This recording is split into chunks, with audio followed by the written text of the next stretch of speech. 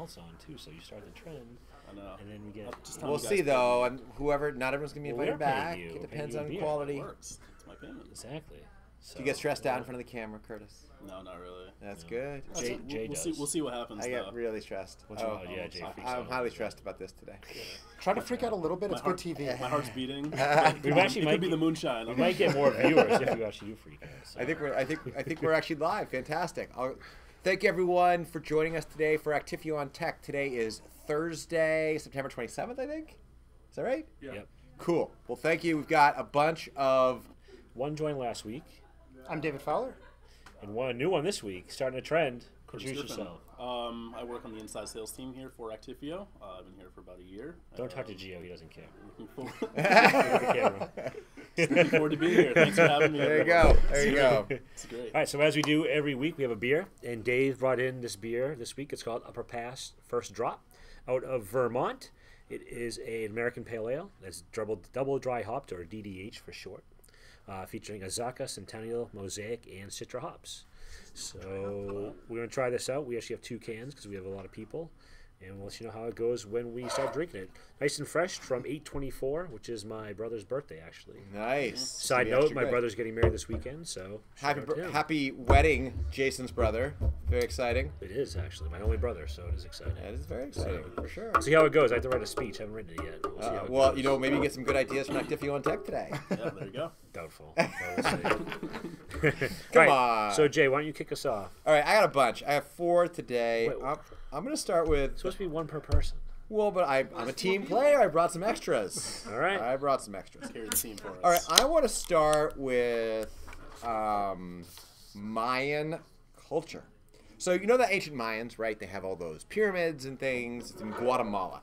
So the thing about that is that all the Mayan stuff was built in an area that's now basically overgrown with rainforest. So we know a bunch of their locations, but I think there's also been a big question about, are there other ones we don't know about? So some guys flew across the area with a technology, like a modern radar technology called LiDAR. Which police officers use for speeding. Right. Covering 2,144 miles. And by doing an analysis, they identified 61,480 ancient structures that were not previously identified. That's 61,000. Is that crazy? Shocking. That's fascinating. Really? So there are people saying these stories like, I've been walking in these forests forever. I had no idea. All this stuff. So how cool is that? Like, can you imagine that there's 61,000 of these places they analyzed that are there? They're just sitting there that no one found. What are these? Are they pyramids? Ruins? There temples? is What are a they? found pyramid. There's Geo show a picture of. Let's see. This is from. Where's a good one? See, use this one. So you could see in that one. It's like city walls. Or Yeah. City ruins. So you could see a whole bunch of sort of walls and ruins and things like that. That people are going to go. You guys can look at this one. Yours is less interesting, Dave. Sorry, but here's more pictures. And so they also revealed a network of roads.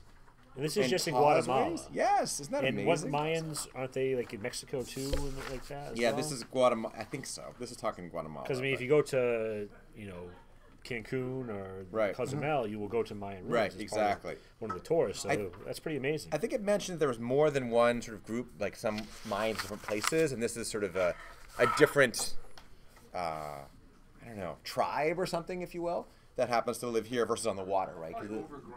Yeah, it's pretty amazing, though, I think, that there's all these different things that people have no idea. And then you wonder, where else is stuff like that, right? It could be other places all over the globe that could be undiscovered, ruins that are very significant. I agree. So that's cool. That was my first thing that caught my eye when I saw that huge number of places thinking, wow, they found all that stuff with this radar technology. All right. So let's go to someone else Okay. before you steal all the thunder. Dave. I want to have a beer, though. Oh, beer, yeah, sure. Cheers. One other thing I would add is LiDAR is also, I think, as you said, one of the common technologies used in smart cars. That's what they use for driving around these smart cars. A lot of them do. I think adaptive cruise control uses that. Too. Yep, exactly. So it's a very commonly used thing, but who would have thought you'd use it to find ruins from an airplane through a forest. I wonder if that would work underseas as well with all the shipwrecks. I think wonder. maybe the, those ships or the submarines would use LiDAR or something like that, or to bounce signals off of it, maybe. Or maybe they just use good old sonar. Yes. I don't know if it travels in the water the same way. I don't know. Yeah, laser doesn't work really well underwater because the primary wavelengths that laser uses, it gets shortened really, which is why when you see scuba divers and whatnot, a lot of times their lights are red because that wavelength actually penetrates better underwater than a blue or a green. So Dr. Evil was wrong when he should have had sharks with freaking laser beams on their heads. It would not have been very effective. Yes. Unless they were red laser beams, which actually they may have were been. red, actually. Okay, so maybe he was a little ahead of his time. All right. So I had to memorize this. I'm actually a licensed scuba diver, and who knew? And in fact, the color spectrum is, I still remember this from my training, Roy G. Biv. Red, orange, yellow, green, blue, indigo, violet. That's how you lose the colors as you go deeper. How you like that? Isn't that what they learn in first grade too? Maybe so. Yes. There you go. Call first grade, call scuba diving. I'm all good. Drinking my beer. All right. So Dave, what did you have to talk about this week? I actually was trying to take a page out of Jay's book, and I actually had 3. But then I actually stumbled on something for how these 3 things are actually being used together. Okay. So the 3 things are, kind of coming back to last week, the Internet of Things. Yep. We'll say wearable technology and AI. So there's a professor at MIT who's actually worked out these medical sensors that you could either wear it like a Band-Aid or you can have it implanted. And this is useful for people with chronic illnesses, chronic heart disease, pulmonary heart failure. And obviously when people start thinking about implants, the first thing they think of is security. But in addition to that, if you did have a heart condition, you could be implanted with one of these, and now your doctor can actually monitor your vitals as long as you're someplace in the world where you can get a radio signal. Wow. So if you're at home and you're sleeping and your heart starts to act weird, it'll alert somebody at the hospital. Now, one of the projects that she's working on, which we won't see anytime soon because it is subject to FDA approval, we may see it in Europe a lot quicker, but there's actually an AI engine that's monitoring some of these devices and can automatically dispense medication. Whoa! So now that's crazy. So the medication dispensers aren't built into the body yet, but in some of the modeling they did. So your heart starts to act a little weird. The AI picks it up and it automatically administers some nitrous to you. That's crazy. And could potentially save people from dying. Agree. So everybody in medicine, there's this thing, the notion of the golden hour. Right. That if something happens, if you can get help to the person in the first 60 minutes, they have the best chances of success. Well, this has really made it the golden minute. We detect something's wrong, we immediately treat it. An ambulance is sent to pick the person up so they can follow up and make sure that they're good in the long term. It's unbelievable, really. And really, 3 really neat pieces of technology that, when combined, are really going to lead to a lot of people who are otherwise, kind of infirmed to lead fuller lives, to not really have to have that attachment to like a visiting nurse service. They can go home, they can live, they can be independent. And really just enjoy a higher quality of life than people with these kind of conditions traditionally have. Yeah, I definitely agreed. Now, when you said implant, I did not think of security as the first thing. I actually thought of... Kind of scary, though. If you ever seen Someone could Total hack your Recall, implant? when Arnold Yeah. Schwarzenegger pulls that orange glowing ball out of his nose, that's what I thought about. It's kind of gross. Also a valid It was concern. a tracker. Yeah. They're trying to kill him, but anyway, Well, I was thinking of the Star Trek where they put the thing in their ear that makes them sort of controllable, and he goes, no, and it falls out. Yep. Maybe I'm aging myself on that one, but... Well, I said Total Recall. That's like, do you know what Total Recall is? Yes, I do. Yeah, there we go. Just checking. I need to validate a lot of stuff with the younger people that work here because we had an intern, Devin, in the summer. She didn't know Dumb and Dumber or Billy Madison or Happy Gilmore or any of that, so I always have to check with the young It's not folks. that young, though. And she's 20. So, You should know those. She should know. She should know. That's yeah, right. exactly. Definitely should know those. So I really had a really quick thing. So I found that Firefox is offering an application or a plugin in their browser now that will alert you if your data has been compromised or if you've been hacked, if your password's been hacked. So I guess it comes from this application called Have You Been Owned or Pwned, with a P instead. They basically use their technology to integrate into Firefox. It's called Firefox Monitor. And basically if you put in your email address, it will search the web for lists of compromised email addresses and alert you if your email has been compromised. So at least know if you need to change your password or anything like that, or check an account. So pretty interesting. There have to be sites for this already, though, I imagine. You go to that Pwn site or whatever today, probably punch in your stuff and get the same thing without the plugin, I'd imagine. I'm guessing yes. Yeah, This I just would gives think it so, make it more accessible, totally. easier, and it will automate it, probably do automated it way as periodically, well yeah. once you It's put in your great. email address the first time. So kind of neat. I thought that was interesting. And also a follow-up to a story we did a while ago. If you remember, Sony was blocking Fortnite users from accessing their accounts on other devices like Switch or Xbox. They've actually finally given in. Surprisingly. And so now PS4 Fortnite users can use their accounts on a Switch or cross-platform basically. So it seems like a lot of the stories we talk about come back around. Because they're watching it, they know. When we say it, it matters. I think you're right. We make news. We make We news, do. exactly. Watch out, you two. Here we go. Exactly. All right, Curtis, what have you got? For you guys today, I have technology in sports. Okay. And kind of how that has changed the overall viewing experience and the experience of the players as well. We all, I don't know if you guys watch tennis at all, but, when the ball is hit and it's on the line or out of the line or whatever, they have the camera that zooms in, you can see exactly where the ball hit. To me, that's fascinating that you can see, all of that. And you kind of relate that back to football and to watch all the plays and the different camera angles they have, to zoom in to see, was the player's foot in, was it out, did they catch the ball before this, would they fumble, whatever. And also toss it back to CTEs and how they can use technology to help develop new helmets, new padding within the helmet to kind of protect against that. We see it in NASCAR and just sports everywhere. I agree. I Yes. agree. So Technology it's has very- totally taken over. It has. We did a story about World Cup where they had the Right. goal line cameras. Right, exactly. Yeah. And then also I noticed I was watching the Tour Championship this past weekend, go Tiger. And when they no. drive the ball now, when they drive the kid. ball, they actually show the trajectory of the ball Yeah, with a that's- line. That's amazing. And I had never seen that before. I don't watch a ton of golf on TV, but it was pretty interesting to see that in real time after they had, I know when they had done replays, they used to show it all the time. But now actually in real time, they'll show the trajectory of the ball, especially if he's doing a fade or a draw, and it was pretty neat as well to see that. So Yeah, but Jason, I know what you're really missing is the glowing puck in ice hockey. You know what? I actually did not mind that. I don't know why it was such a spectacular People hated failure. it. I don't know. I thought I it mean, was there's fine. so many hockey purists Yeah, out yeah. there, but like honestly, it helped people that weren't familiar with the game and could Right. track the puck very Right. well. I That thought. eyesight. Right. Yeah. So I thought it was a good thing, but it died a quick death. Back Yes. When what, like mid '90s? Yes, late yes. '90s. Yeah.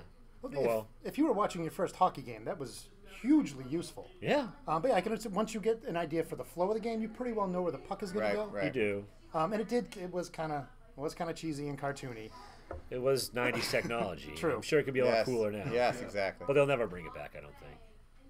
Well, I mean, isn't that like the lowest viewed professional sport? Is it? I don't- Bite your tongue. I'm not sure. I would think. No, I would think that's probably more popular than soccer. No, I think worldwide, soccer is probably though, lower Worldwide. viewed. Worldwide. Oh, in the U.S. I meant. I see. Canada. I mean, it's Canada, obviously- Right. U.S., and Russia are the three But, places.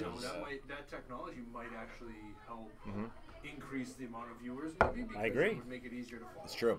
It's true. Agree. Well, I doubt we'll ever see it Come again. on, NHL. I know. There you go. Yeah, don't even get me started with the NHL. Very antiquated, but anyway. All right, so you had 7 more topics. What Yeah, else you got? exactly. So another big one this week was related to, I don't know if you saw this one, about the Chrome browser. So how many of you here use Chrome? I certainly did. You guys use Chrome, right? And for most people, you log in with Chrome, and it tracks your bookmarks and things. But there's a certain segment of the population who is worried about Google tracking them and says, I don't want to log into Chrome. I never want to do that, so they never know who I am. Yeah. Okay, I can understand that. And I said, isn't that what for incognito tabs are for?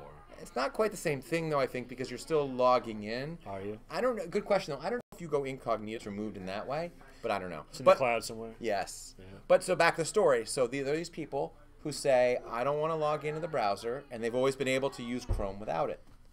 Well, what Google did recently this week was set it up so that you don't have to log in still, but if you go to any Google property, like search or mail, and the minute you hit one of those properties and log in, because you want to check your mail, it'll log you into the browser automatically.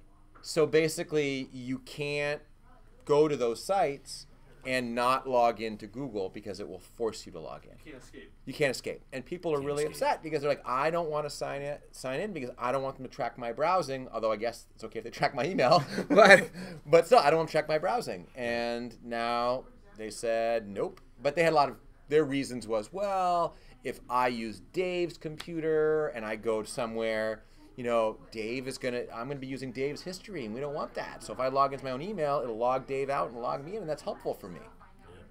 Another side note, happy birthday to Google Search, turned 20 years old today. Wow.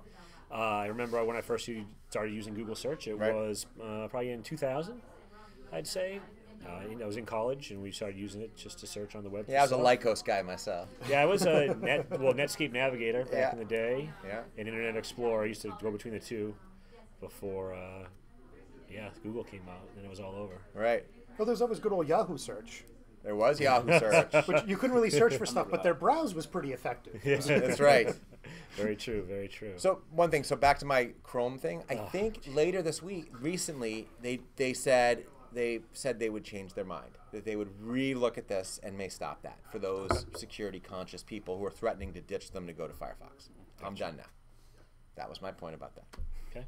Anything finish the story. What are you going to do? Are you going to ditch them if they don't change Nah, whatever. They already know everything about me anyway, so what's the point? All right, I have two more. Anyone here a Pandora user? Spotify over Pandora. Spotify over Pandora. I have Jason? both, but Apple Music. I don't really Apple use Music. any of that stuff. All right, well, XM Satellite Radio announced this week they're buying Pandora for $3.5 billion. It's a pretty big deal. It's worth that much. Good for Pandora. I know. Yeah. Well, evidently they've been trying to sell themselves desperately for a while, so it seems like a pretty significant event in the world of music on the radio. I'm a big Pandora user because I like just in my car. It's just easy to go and say, give me a station with 80s pop hits, and I'll just do it. Spotify probably will too. Spotify has that too. Yeah. When I first looked at Spotify, it was more like I want to hear this song. It's by a specific song. They had to build playlists and things. It was too confusing to me. They've evolved. They've evolved. It's much better. Yeah. Yeah, I think my wife has Spotify, and you could pick an artist. Yeah. And they'll play that artist's music Yeah. as well as kind of associated groups as well, right? Yes. So do you think this buy was a play for the technology, or do you think it was a play for the content rights? I think they already have the content rights. I think it was more technology to get more streaming, but that's my 2 cents. How would they just want to own it? Or Yeah. do they want to wrap it into the service Change somehow? it. Yeah, they'll wrap it. They'll probably sort of cross-market it, and because you can already have it at the XM. Like if you subscribe, you can already So I stream. wonder how that's Yeah. going to I have both, as but well. I don't know how that's going to integrate. So maybe it becomes now you have XM sort of normal channels. Like I want to listen to 80s on 8 on XM, and now maybe you can have an infinite number of channels essentially by. Could you create your own station, maybe? Yeah, It'd be exactly. nice if you could import your Pandora stations into your XM and have Absolutely. that as a preset. Yeah. That would be cool. Although I'm not sure XM technology allows you to have a custom channel in your radio or something. Yeah, they'd have to do on-demand broadcast Yeah, of your we could do particular that, yeah. content. But It'd be cool. Yeah, it would be cool. That'd be very cool. So the final thing I had, which is just sort of a noteworthy thing, is that we all have flying various places now and again. So Delta at Hartsfield Airport in Atlanta has launched a new way of flying internationally where it uses facial recognition. You don't need a passport. You don't need anything. You put all that in at home, and it will just look at you and know who you are and just walk right through. It's a little Big Brother-ish, potentially. Okay. Cool. So you like facial recognition or not? What do you think? Curtis, what do you think? I like it. You like it? I really do like it, yeah. At first, I wasn't so sure about that whole thing, but Yeah. I think I prefer that to the fingerprint scanning. Yeah, you do. Take the new iPhone, for example. Right. I upgraded to the X. Love it. It's Really? The best ever, yeah. We have a bunch of non-iPhone users here, so we haven't all of us fully experienced it, but I heard it's pretty cool. It's pretty good. You gotta catch up. Yeah. Catch up. What do you mean? You have to catch up. What does that even mean? Catch up to Android, baby. That's where it's at. All right, so before we go, what do Yeah. you guys think of the beer? Curtis? It's great. You like excellent. It's good. Yeah. I like it too. Yeah. Jay? Jay is the biggest beer critic because he's not totally a pale ale or IPA guy. So. It's good. It's not too bitter. It's got nice and juicy as you guys describe it. It's really good. Yeah. I like it. Dave? Oh, I love it. Yeah. Yeah. My first time having Cloud Drop. I enjoy it. Yeah. Well, I guess that's it for this week. Thanks to Curtis. Thanks to Dave. We'll see you again next week. Have a good one. See y'all. See you.